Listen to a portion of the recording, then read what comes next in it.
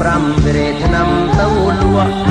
អន្សាយប្រពូប្រាំវិរេធ្នំទៅលក់អង្កេបនឹងទីពួកវាលួចជួកកាន់ឆាអង្កេបនឹងទីពួកវាលួចជួកកាន់ឆាជាក្បាលខ្មៅវានឹមពីគួយផឹកស្រាជាក្បាលខ្មៅវានឹមពីគួយផឹកស្រារវងមិនដេញភាសាវិជ័យមណាយតោះកេរវងមិនដេញភាសាវិជ័យមណាយតោះកេសត្វហ៊ីក៏ក្លៃស្រីរត់រួតមេសត្វហ៊ីក៏ក្លៃស្រីរត់រួតមេតកាយជិះស្រែនឹងកប់ក្លោស្រាគោតកាយជិះស្រែនឹងកប់ក្លោស្រាគោអាជាក្បាលខ្មៅវិញផ្លូវមោហ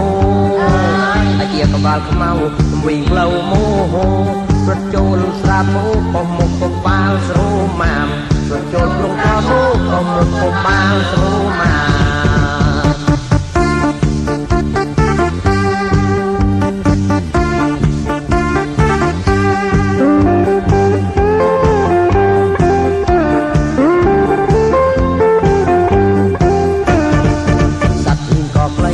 ស្រីរត់រួតមេ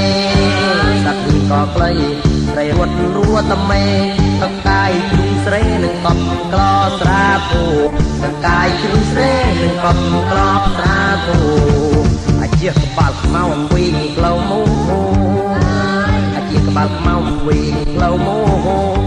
រត់ចូលក្លោធូកុំមុខកុំបាល់ស្រូម៉ាមរត់ចូលក្លោស្រាគោកុំមុខកុំបាល់ស្រូ